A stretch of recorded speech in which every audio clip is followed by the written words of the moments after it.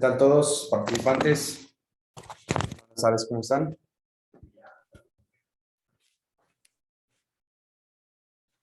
Hola, Hola, Viri, ¿qué tal? Buenas tardes.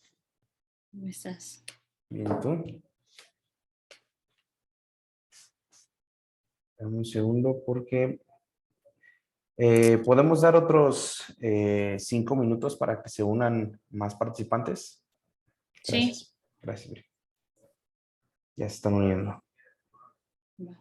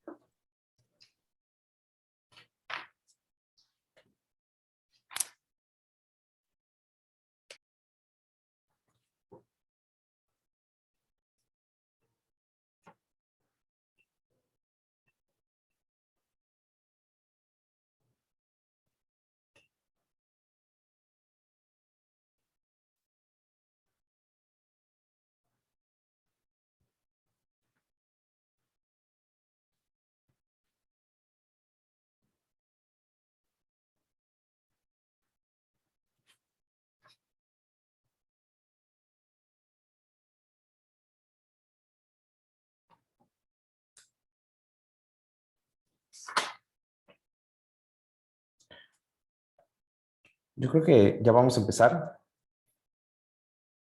¿Perfecto? De acuerdo. ¿Qué tal todos los participantes? Mi nombre es Brian Juárez, soy del equipo de factura.com y el día de hoy les traemos de la mano de Viridiana Sánchez Quirós un webinar. Les platico un poco de Viridiana. Desde 2012 formó un despacho de contadores que al día de hoy sigue vigente. En 2018 creó un corporativo Alfic que se dedica específicamente a dar asesorías legales, fiscales y contables. Este año, en 2021, inició dos empresas, una llamada Ivago para la personalización de playeras y sudaderas y BitLuz que busca ofrecer bienestar emocional.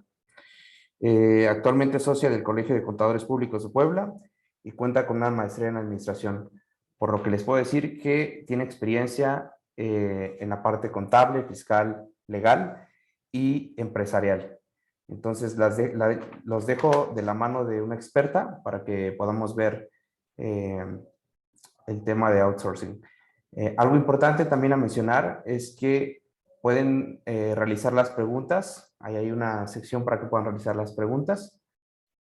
Y vamos a dar un tiempo de contenido. Después al final vamos a poder leer y contestar las preguntas. Solamente que les pido que para las preguntas que van a realizar puedan decir su nombre, el tipo de empresa al que pertenecen y la duda que tienen. Muchas gracias y Viri, todo tuyo. Muchas gracias, Brian. Gracias. Qué bueno. Muchas gracias. Me da muchísimo gusto estar con ustedes el día de hoy para poderles compartir un poco de mi conocimiento. Es algo que, bueno, este tema que en específico pusieron sobre la subcontratación es un tema que ha sido un poco controvertido. Es un tema que causa mucha duda, que causa mucha expectativa también. Es algo que también lleva muchísimo estudio porque actualmente como lo están poniendo, pues sí, tenemos que estarnos especializando cada vez más, ¿no? Entonces vamos a dar inicio les hice una pequeña presentación. La verdad es que la presentación no lleva tal cual toda la información. No quería saturarlos con texto porque es demasiado texto, entonces lo voy a ir platicando con ustedes y ya al final si tienen dudas, pues me dicen. Con mucho gusto las vamos resolviendo. Entonces vean, por ejemplo aquí, los principales cambios en la reforma de subcontratación laboral. Como todos sabemos, la subcontratación no es un tema completamente nuevo, es algo que ya se venía dando. De hecho, en el 2019, 2020 hubo algunas modificaciones, algunos cambios a la ley, precisamente porque esta práctica es una práctica ya muy antigua, ¿no? Es una práctica que ha ayudado a empresas a poder disminuir costos de alguna forma, porque como bien sabemos, la carga social en cuanto a pagos de IMSS, en cuanto a pago de impuestos, retenciones, absorbe demasiado de la empresa. Entonces, si es una empresa que está empezando, por ejemplo, puede ser un poco pesado y entonces optan por subcontratar personas. Si es una empresa que gana millones y que también tiene una infraestructura muy grande, lo hacen más como una opción fiscal. Entonces, todos tienen como algo por una razón por la cual realizan la subcontratación, ¿no? Entonces, ahorita este año lo que se planteaba, desde el año pasado se venía planteando, es tal cual no eliminar las figuras, sino sí poderlas controlar un poco más. Dentro de las figuras que ellos están intentando controlar, la que sí están intentando desaparecer hasta cierto punto es la de insourcing, de hecho. Esa es la que sí se quiere desaparecer por completo. La que se quiere controlar un poco es la de outsourcing. Entonces aquí les pongo una pequeña diferencia que existe entre ambas. Por ejemplo, el outsourcing es tal cual empresas independientes que se dedican a contratar personal para otras empresas. También puede ser la tercerización de mano de obra, que sería si, por ejemplo, mi empresa, que es de servicios, yo ofrezco servicios legales, contables, ¿no? Pues no voy a contratar personal de limpieza porque tal cual ese no es mi giro. Entonces, como yo no voy a contratar una persona de limpieza, que tampoco voy a requerir que me esté haciendo la limpieza todo el día, todos los días, entonces ahí, por ejemplo, yo optaría por tercerizar ese servicio. Y entonces, como no es algo que sea objeto de mi empresa, prefiero contratar a una empresa o a una persona por fuera que venga a mi empresa a realizar ese servicio, que si yo pueda decirle, sabes que no, esto hazlo así, aquí necesito que me lo dejes de esta forma, pero tal cual no es algo referente a mi servicio o al objeto social de mi empresa. Entonces, a eso se refiere precisamente outsourcing y esa es la figura que actualmente se está intentando controlar un poquito más. El insourcing es una empresa que se crea para dedicarse tal cual a la nómina de otra empresa. Es decir, tenemos una empresa muy grande y esa empresa que es muy grande dice, sabes que yo no voy a cargar con todo lo fiscal, con todo lo social que me representa tener trabajadores.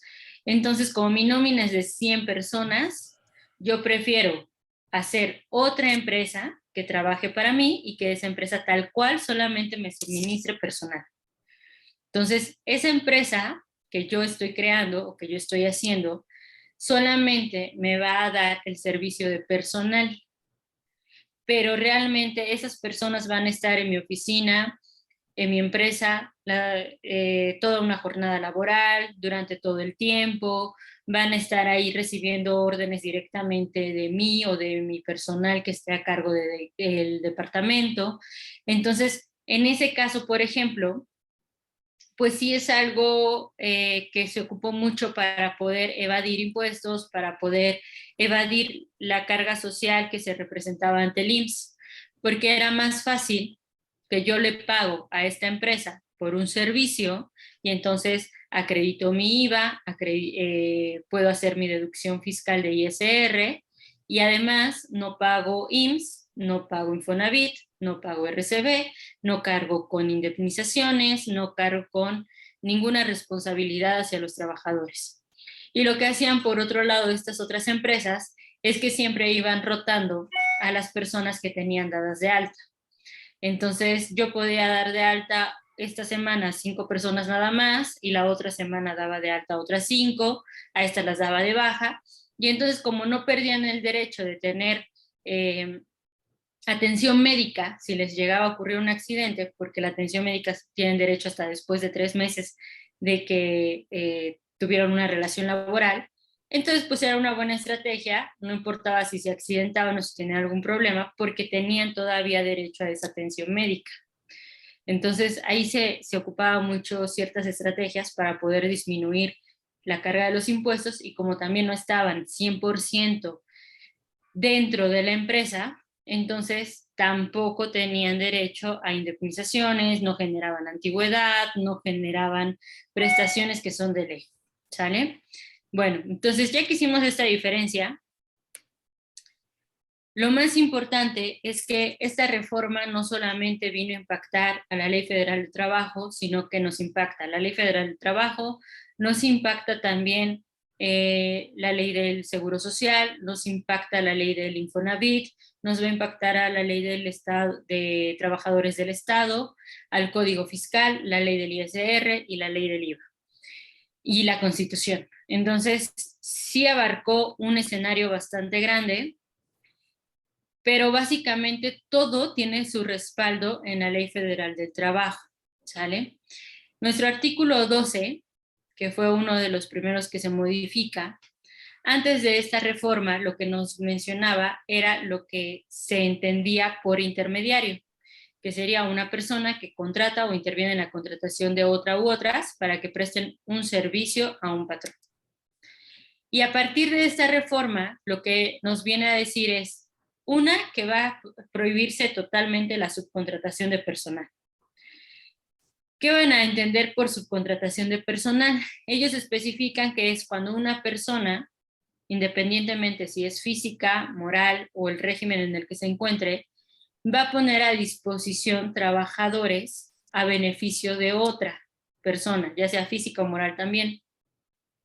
Esta parte de poner a disposición nos quiere decir que si yo mando a un practicante de mi despacho, por ejemplo, lo mando a trabajar a otra empresa y le digo, ¿sabes qué? Tú no vas a trabajar conmigo, te vas a trabajar a esta empresa y allá vas a hacer todas las actividades que ellos te digan, vas a salir, vas a entrar a la hora que ellos te digan, vas a estar totalmente a disposición de lo que ellos te digan, solamente tu nómina te la pago yo.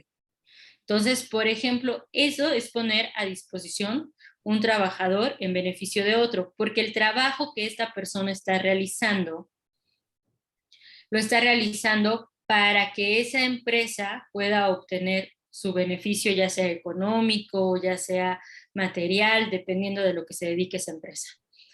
Entonces, ahí nos está diciendo que ese tipo de figuras ya va a quedar totalmente prohibida y para eso también crearon dentro de las reglas generales el tema de sustitución laboral. Después, en este mismo artículo, nos marca que las agencias de empleo o intermediarios que intervienen en el proceso de contratación de personal podrán participar en el reclutamiento, en la selección, en el entrenamiento, en la capacitación, y que estos no se van a considerar como patrón, ¿sale? Sino que en este caso lo va a tener la persona que se va a beneficiar de los servicios.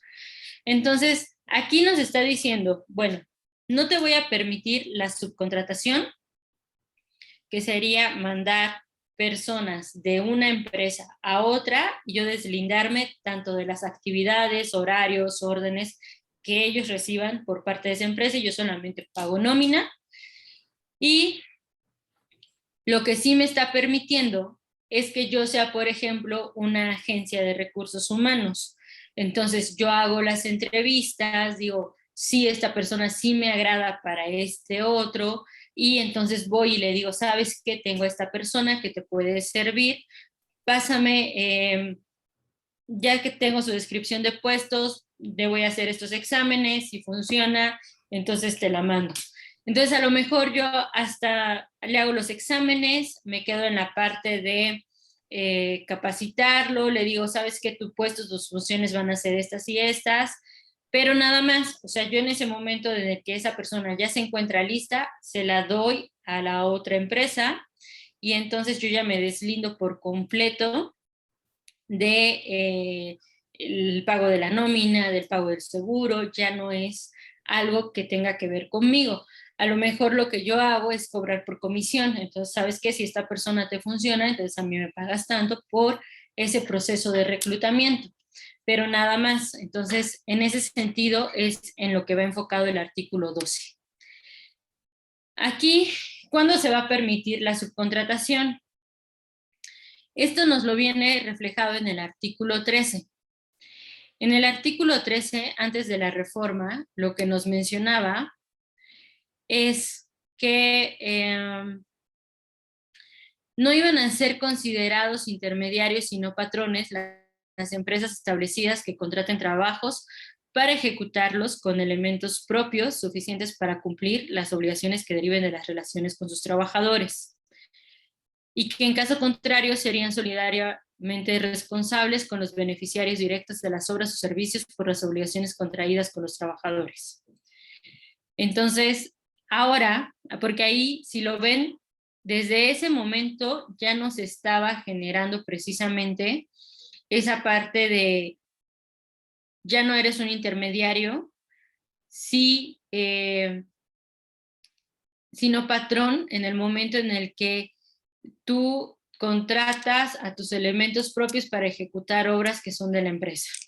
Y entonces ahorita con esta reforma lo que hacen es aclararlo un poquito más. Y entonces en esa aclaración que ellos nos hacen, dicen, ¿sabes qué? Ok, se va a permitir la subcontratación de servicios siempre y cuando sean especializados o la ejecución de obras, pero que sean especializadas, ¿sale? Es decir, que no tengan nada que ver con tu objeto social, que sean algo que tú no puedes realizar y que no vas a realizar y que entonces necesites complementarlo para que tu empresa pueda funcionar, ¿sale? Entonces, tampoco puede formar parte de tu actividad preponderante y siempre y cuando esta persona a la que tú vas a contratar se encuentre registrada en un padrón. Este padrón ya nos lo explica más en el artículo 15, pero este padrón es a lo que ahorita se le está llamando REPSE, ¿sale? Entonces, desde ahí ya nos está diciendo servicio u obra especializada que no formen parte de tu objeto social ni de tu actividad preponderante y siempre y cuando esté registrado en el padrón. Entonces, vuelvo a lo mismo, yo voy a poder subcontratar a una empresa para que, por ejemplo, me impriman mis playeras, ¿no?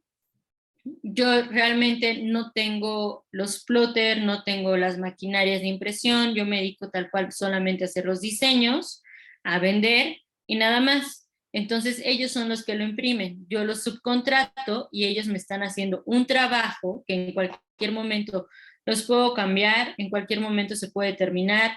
Realmente no están tal cual 100% de mis instalaciones. Entonces ahí es algo especializado que sirve como complemento a mi objeto social, pero no forma parte de mi objeto. Vuelvo a lo mismo, los servicios de limpieza, por ejemplo, entrarían como un servicio especializado. Si vemos, por ejemplo, en el Museo Amparo, contratan empresa de limpieza. El Museo Amparo como tal no tiene a la gente ahí, entonces ese sería un servicio especializado, ¿sale? Una obra especializada serían obras de construcción. Tal vez yo soy arquitecto, yo voy a realizar la construcción de esto, yo traigo mi planilla de albañiles, pero pues la parte eléctrica no la hago yo, esa parte la hace un ingeniero. Entonces ahí voy a subcontratar al ingeniero con sus trabajadores. Y entonces ese ingeniero junto con sus trabajadores, como van a estar a mi cargo, porque si yo les voy a decir, sabes qué, necesitas hacer esto otro, y van a estar en el domicilio donde yo voy a estar trabajando, entonces ellos tendrían que tener este registro de este padrón, este REPSE, ¿sale? Y también este mismo artículo nos marca los servicios u obras complementarias o compartidas prestadas entre empresas de un mismo grupo empresarial, también serán considerados como especializados siempre y cuando no formen parte del objeto social ni de la actividad económica preponderante de la empresa que los reciba. Entonces, ahí hace alusión a lo mismo, sí puede ser algo que se dedica a lo mejor giro de la construcción, pero a lo mejor uno se dedica a la construcción de obras de urbanización, otro se dedica a viviendas de condominio, otro se dedica a vías públicas. Entonces, puede ser un mismo grupo empresarial, puede ser un mismo giro, pero pues las actividades tienen que ser diferentes y sobre todo nos hace mucho hincapié, y esto es muy importante en todo lo que se maneja en cuanto a subcontratación. Hay que tener mucho cuidado en cómo se maneja el objeto social. Lo más importante aquí va a ser siempre el objeto social. O sea, no puedo tener el mismo objeto social que tiene la empresa con la que voy a estar trabajando, porque entonces ya estaría yo cayendo en un supuesto de subcontratación que no estaría permitido. Si voy a realizar mis contratos, tengo, bueno, aparte del objeto social, tendría que ver que mi registro ante el SAT, por ejemplo, las actividades que yo tengo registradas, no sean las mismas actividades que tiene registrada la persona a la que voy a contratar, porque si no estaríamos cayendo en lo mismo, sería un error. Entonces sí hay que tener mucho cuidado con revisar actas constitutivas, con revisar constancias de situación fiscal, con revisar cambios fiscales, con revisar toda la información de las empresas. De hecho, aquí más adelante les hago mención de eso. Precisamente aquí, los requisitos que voy a tener que tomar en cuenta para un contrato. Como les decía, ya me están permitiendo esta subcontratación, pero no solamente me la están permitiendo y ya, o sea, puedo hacerlo porque esa persona tiene el servicio que yo no puedo dar y que además yo no tengo y que no forma parte de mi objeto social y me va a ayudar a complementar mis actividades. Bueno, algo muy importante aquí es los contratos, ¿sale? Voy a tener que tener contrato por el servicio o por la obra especializada y además contrato por los trabajadores.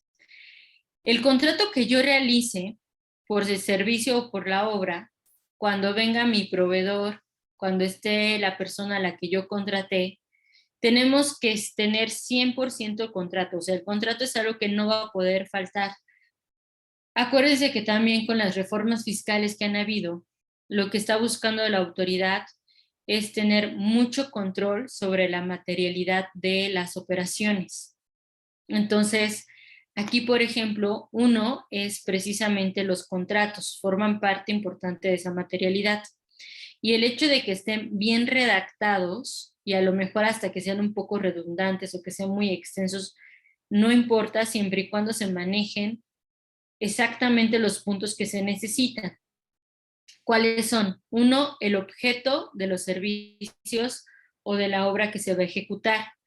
Aquí también hay que hacer hincapié que yo tengo que, si voy a recibir varios servicios de una misma persona, tengo que tener un contrato por cada uno de esos servicios, ¿sale?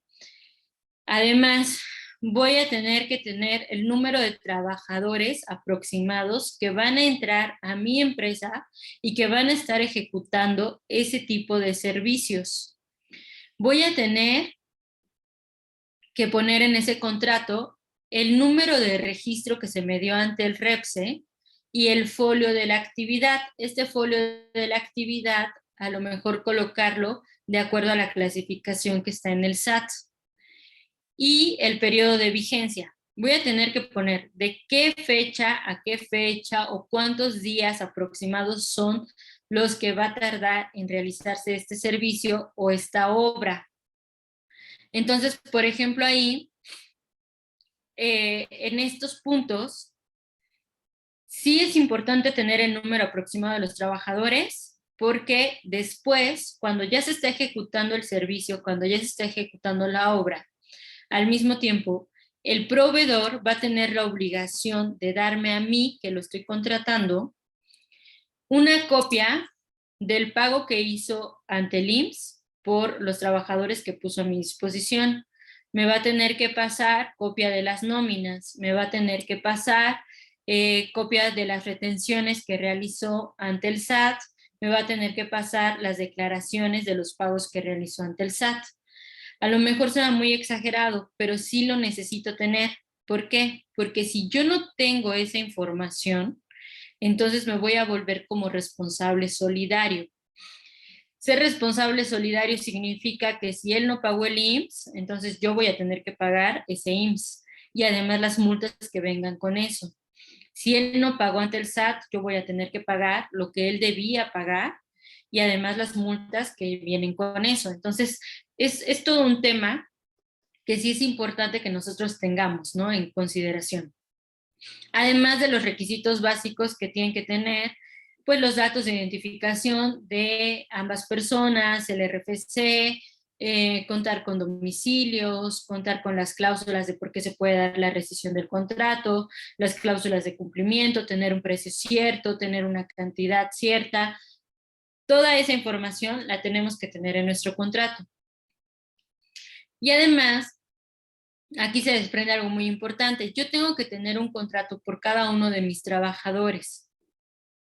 Y tengo que ver que también esta empresa que voy a contratar tenga su contrato de sus trabajadores, porque si no, pasa exactamente lo mismo. Ellos pasarían a ser mis trabajadores, ¿sale? Entonces sí hay que tener mucho cuidado con la parte legal en cuanto a la subcontratación. Es parte de lo mismo esta parte de los efectos fiscales. ¿En qué punto? En que para que algo sea deducible, y acreditable, sea deducible para ISR y acreditable para IVA, y que además sea una operación que no se considere simulada para el Código Fiscal de la Federación, yo tengo que contar, tanto yo como la persona a la que voy a contratar, tienen que contar con infraestructura, ¿sí? Se tiene que demostrar que ambos tenemos los recursos necesarios para poder llevar a cabo esta contratación y esta subcontratación. No tiene que caer en esta parte de simulación de actos, que es parte de la materialidad de las operaciones. Entonces, ¿cómo sé que no estoy simulando un acto ante el SAT? Pues con órdenes de compra, con los contratos, con fotografías, cotizaciones, con las actividades que tengo dadas de alta en el SAT, con las actividades que tengo dadas de alta en mi acta constitutiva. Y además de todo eso, tengo que establecer la razón de negocios. Aquí este es otro punto muy importante. Una razón de negocios actualmente todavía no la tenemos definida, pero sí podemos entender que una razón de negocios es aquello que realmente se puede llevar a cabo para la empresa. Entonces, es parte de la materialidad, es demostrar hasta cierto punto que tu empresa, que tu negocio existe y que es real y que no estás mintiendo ni fingiendo, ¿sale?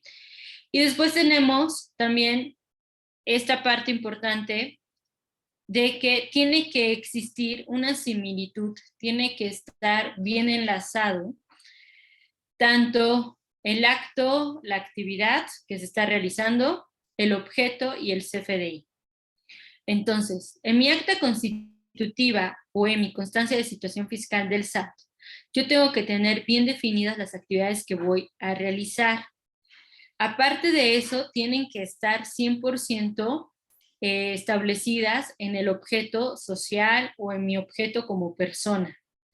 Y además de esto, tiene que estar establecido en una factura. Entonces, si yo tengo en mi acta constitutiva servicios de ingeniería, no voy a facturar servicios de administración porque no es algo que me competa, ¿sí? Entonces, esa parte sí la tenemos que tener muy, muy clara de que lo que yo ponga en mi factura tiene que estar en mi alta del SAT, en mi acta constitutiva y además en el contrato.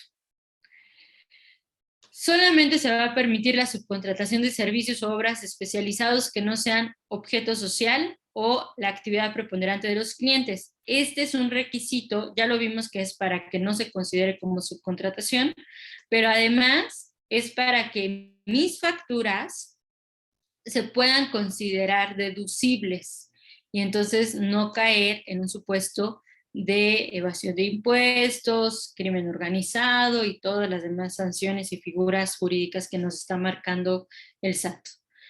También nos marca que solamente se va a poder deducir o acreditar operaciones con empresas que se inscriban al nuevo padrón de prestadoras de servicios especializadas, que sería el REPSE.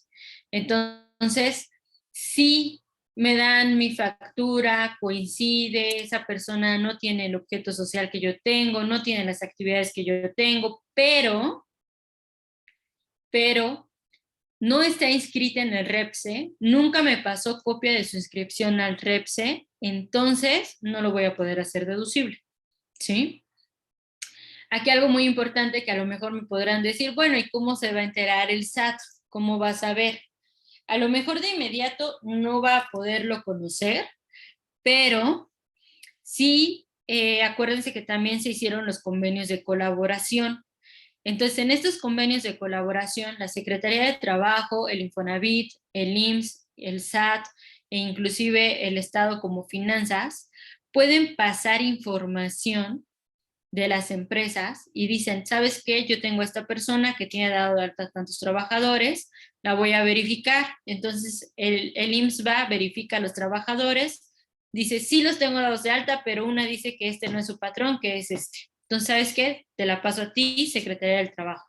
La Secretaría del Trabajo va a hacer la inspección y efectivamente esa persona no recibe su nómina de esa empresa, entonces va y le dice a el SAT, ¿sabes qué? Chécate si sí te están haciendo esta nómina porque yo no la tengo. Entonces va a haber esa triangulación de información y si es necesario que tengamos todo en orden, todo en regla, para que no nos puedan, no nos puedan fincar multas o fincar obligaciones que a lo mejor pues no deberíamos de tener. También nos dice que se debe de probar el pago y entero de contribuciones propias y retenidas tanto en IVA como en ISR en salarios. Esto es parte de lo que les decía. Para que yo lo pueda hacer deducible el pago que le estoy haciendo a esta persona, tengo que comprobar que efectivamente esa persona realizó el pago de estas contribuciones. Entonces, ¿cómo lo voy a hacer? Pues con copia de sus declaraciones. ¿Sale? Después, esta parte de utilidades. ¿Qué ocurre con las personas que estaban trabajando en otra empresa y ya se dio la sustitución patronal? Es decir, las personas estaban con una empresa, pero realmente trabajaban en esta, pero esta era la que se encargaba de realizar la nómina. Entonces, con esta reforma, lo más seguro es que las hayan pasado a la empresa en la que efectivamente trabajaban para que ya se haga cargo de esta responsabilidad. Entonces, lo que va a pasar es que ahí las personas van a tener que recibir 2 PTU, la que les correspondió por el tiempo que estuvieron trabajando con la primera empresa y la segunda por el tiempo que van a trabajar con la nueva. Aparte de eso, nos hacen esta modificación y en el artículo 127 de la Ley Federal del Trabajo crean otra fracción, que es la fracción 8, donde nos dicen el monto que se va a tener como límite para el pago de las utilidades. Entonces nos dicen que va a ser como límite máximo 3 meses de salario del trabajador o el promedio de la participación recibida en los últimos 3 años, lo que resulte más favorable para el subordinado o en este caso para el trabajador. Entonces, ahí por ejemplo, ya tenemos que checar qué es lo que le vamos a pagar, si van a ser los 3 meses de salario o el promedio de los últimos 3 años de la participación recibida. Entonces, si yo ya les había pagado PTU, tendría que sacar el promedio de los 3 años y ver qué le conviene más al trabajador que yo le pague. Esto es solamente como el límite. De ahí nos viene lo que es el REPSE, que esto viene en el artículo 15. Para el REPSE nos está diciendo que es precisamente el registro que se obtiene ante la Secretaría del Trabajo, que va a tener una duración solamente de 3 años. Y para poder obtener este registro es necesario estar al corriente de todas las obligaciones fiscales, porque el primer filtro es precisamente que estés con opinión positiva en el SAT, en el IMSS y en el Infonavit. Si se tiene algún adeudo, lo más seguro es que no proceda y desde ahí te paran y ya no puedes continuar con el cuestionario. Si ya se tiene y te deja continuar, entonces vas a tener este registro durante 3 años, vas a tener que llenar todo el formulario que te marca y al momento de enviar esta solicitud, la dependencia te tiene que dar contestación a más tardar en 20 días hábiles. Te lo puede rechazar. Si te rechaza tu registro, puede ser que porque tu objeto social no esté bien definido, puede ser que en el momento de llenar el formulario se pusieron más obligaciones o más actividades y no se llenó un cuestionario por cada uno. Puede ser que sea porque no se fue muy específico en los trabajos que se han estado haciendo o se puso que ya se tenían otros trabajos de subcontratación, pero no se da la información de las empresas. Entonces pueden ser varios supuestos. La verdad es que ahí lo que sí se tiene que hacer es poder establecer con claridad el objeto social, hacer una buena descripción de lo que es ese objeto social, decir cuántos trabajadores yo tengo que van a realizar esas actividades, qué tipo de capacitación les doy, y si ya tuve o tengo empresas que me contraten por esos servicios, darle la información de esas empresas. O poner que aún no tengo, pero que es muy probable que se lleguen a dar. En este supuesto va algo también importante. Si yo coloco que ya tuve empresas que me subcontrataron, entonces también tendría yo que tener ahí la retención del 6% de IVA. Entonces hay que tener cuidado con esa información, porque si yo no la hice y lo coloco en estos momentos, puede ser que tenga una revisión en cuanto a mis facturas y entonces podría ser el caso de que lleguen ahí varias auditorías. Entonces ahí sí hay que tener mucho cuidado. La ventaja del REPS también es que si te lo rechazan, se puede volver a solicitar, corregirlo, volver a solicitarlo hasta que te lo acepten, ¿no? Ahí no te ponen un límite ni nada de que se pueda realizar los intentos para poder entrar. Después tenemos estos dos programas, que es el ICSOE y el SISUP. Ambos programas los maneja precisamente, uno de ellos lo maneja el Infonavit y el otro lo maneja el IMSS. Básicamente sus programas son de que ya que yo estoy cumpliendo con toda esta parte de la subcontratación laboral, que ya me registré en el REPSE, que ya estoy poniendo toda la información de mi empresa, entonces voy a tener que dar de forma cuatrimestral informes. Es como una declaración informativa extra, donde voy a tener que dar la información de los contratos, de las personas, las actividades que se realizaron, los pagos que realicé, toda la información sobre las obras o los servicios especializados.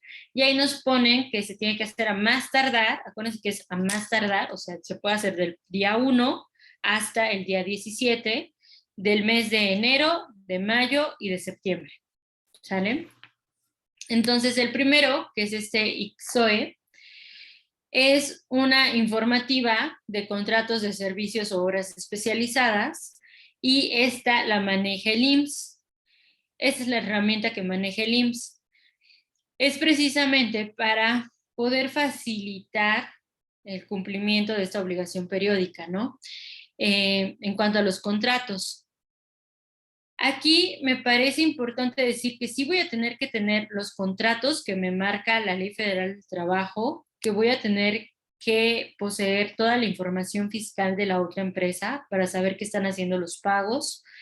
Voy a tener que tener toda la información, tanto mía como de la otra empresa, de los trabajadores. Voy a tener que tener el número de seguro social, la CURP, el RFC, el monto de lo que se les paga de forma diaria, tanto integrado como normal. Entonces, estas plataformas, aunque en teoría tendría que ser fáciles, la verdad es que sí están un poquito confusas. Y algo súper importante es que una vez que ya se firmó la declaración informativa, ya no se puede modificar. ¿Sale? En teoría nos están diciendo que se va a poder hacer una declaración como complementaria, pero solamente complementaria. Realmente ya no vamos a poder modificar la adicional y todavía no está funcionando al 100 esta parte de complementarias. Entonces hay que tener mucho cuidado al momento de capturar, hacerlo con mucha precaución e intentar que ya tengamos toda la información reunida para que al momento de hacerlo no nos cause ningún problema. Y este es el otro programa que se llama SISU. Este programa, por ejemplo, lo maneja el Infonavit.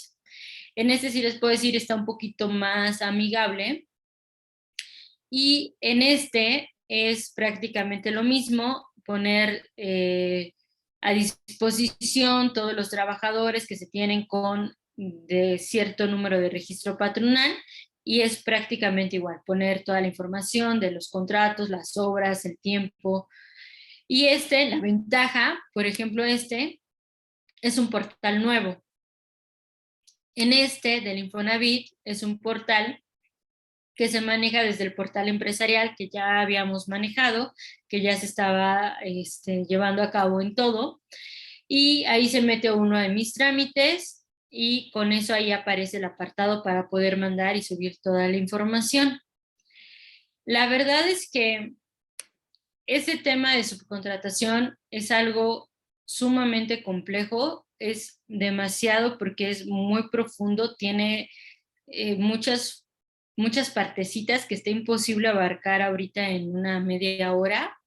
Este, es muchísimo, la verdad es que sí es bastante información, hay mucho que leer, mucho que procesar, mucho que entender y sobre todo hay mucho que cumplir. Entonces, bueno, creo que por mi parte ahorita eso sería todo. Espero que con las dudas que ustedes tengan, a lo mejor ahondar un poquito más en el tema, y cualquier cosa estoy a su disposición.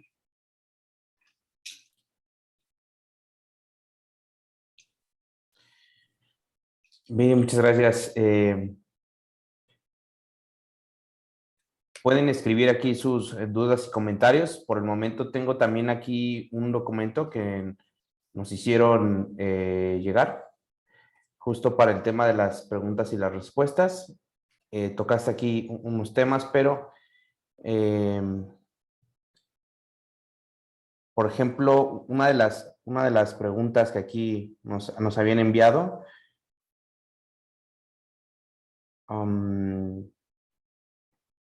voy a leer alguna.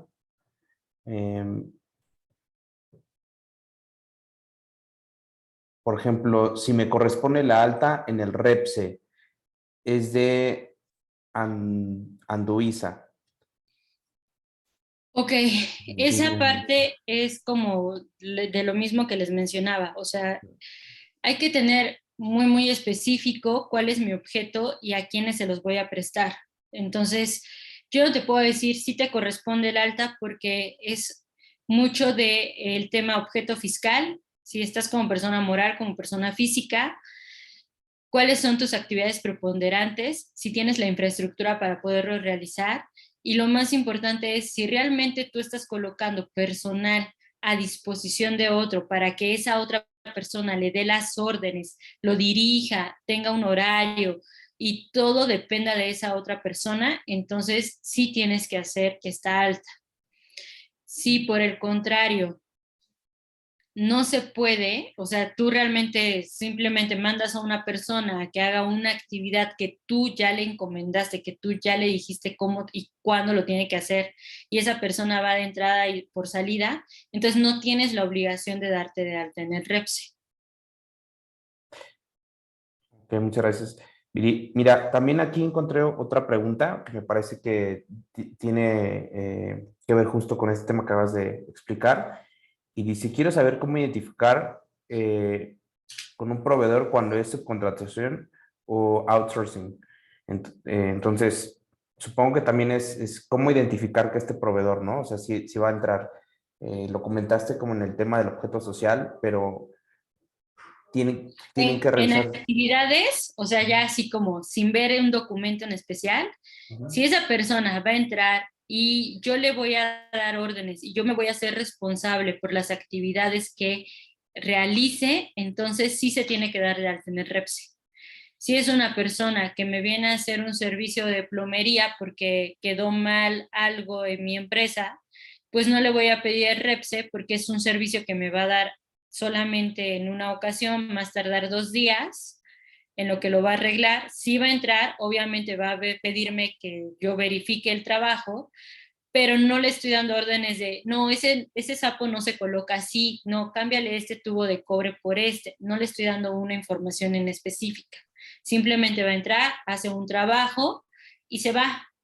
Aquí es más, si yo tengo una persona que me va a poner o que va a estar realizando un trabajo constante en mis instalaciones, que va a ser durante un horario horario determinado al cual yo le tenga que dar información de necesito que lo hagas así, esto no puede ir de esta forma, esto tiene que ir de esta otra manera. Entonces ahí, por ejemplo, sí tendría yo que pedirle que se dé de alta en el REPSE para que pueda entrar, pero depende mucho de las actividades que vaya a realizar a mi empresa. Ok, gracias. Mira, también tengo otras dos y una menciona, ¿hasta cuándo y de qué forma podremos seguir ocupando el esquema de outsourcing? No, ya no se puede. O sea, eso nos dieron como plazo máximo hasta el 1 de agosto, del 1 de septiembre, era nuestro plazo, y ya después del 1 de septiembre ya no se puede seguir ocupando ese esquema. Ya forzosamente, si trabajas de esa manera, tendrías que estar dado de alta en el REPSE. Ok. Em, Otra duda, por ejemplo, ¿hay alguna industria que no permita la subcontratación? ¿Alguna actividad que no permita? ¿O todas las actividades permiten la subcontratación laboral? Todas las actividades en determinado momento las llegan a permitir. Ok.